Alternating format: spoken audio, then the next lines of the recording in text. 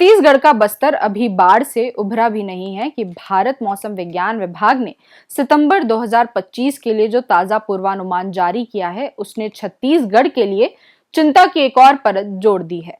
सामान्यतः सितंबर मॉनसून के विदाई का महीना माना जाता है, लेकिन पिछले ही साल की तरह इस बार भी तस्वीर अलग है।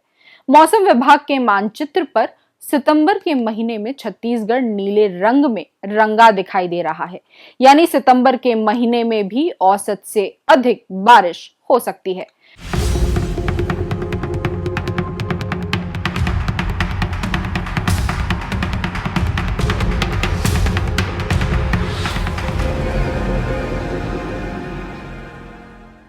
खबरों की खबर में आपका स्वागत है। सितंबर में भी छत्तीसगढ़ में जोरदार बारिश की संभावना है। ये चेतावनी ऐसे समय आई है जब बस्तर क्षेत्र पहले ही बाढ़ से डूबा हुआ है।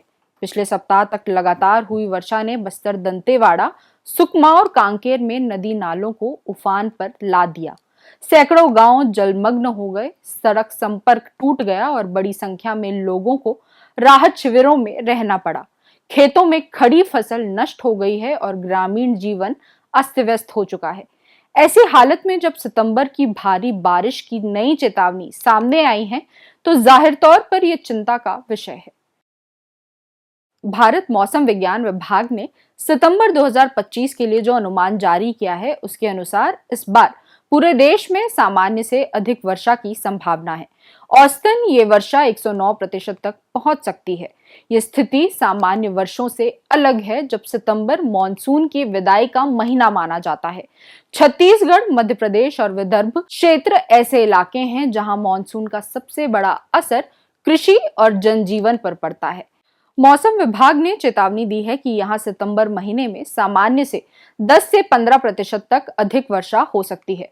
मध्य भारत में बस्तर का इलाका मालवा निमाड़ को संवेदनशील माना जा रहा है। इन इलाकों में पहले से ही नदियां उफान पर हैं और जमीन पानी से भरी हुई है। ऐसे में अतिरिक्त वर्षा सीधे बाढ़ या जल जमाव की स्थिति पैदा कर सकती है। पिछले 30 वर्षों के वर्षा पैटर्न का अध्ययन बताता है कि छत्तीसगढ़ में सामान्य मॉनसून वर्षा लगभग 1200 से 1500 mm होती है।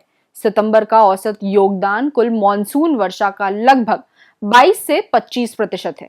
परंतु यदि ये औसत से अधिक हो जाए तो खेती, जल संसाधन, शहरी जीवन और आपदा प्रबंधन सभी प्रभावित होते हैं। औसत से अधिक वर्षा का मतलब होता है कि किसी इलाके में दीर्घकालीन औसत की तुलना में 10% से अधिक वर्षा हो। सितंबर के महीने में औसत से अधिक बारिश का मतलब है कि धान की फसल को और अधिक पानी। धान की फसल बारिश के सहारे खड़ी रहती है।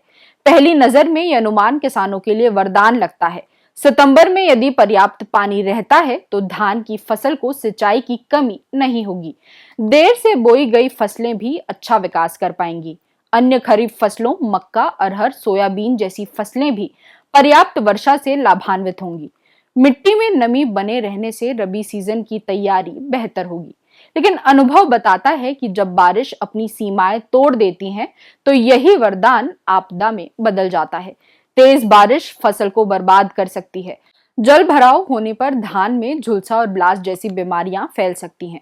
मक्का, सोयाबीन और अरहर जैसी फसलों को भी नमी से लाभ होगा, लेकिन लगातार वर्षा से कटाई में देरी और कटाई के बाद होने वाला नुकसान बढ़ सकता है।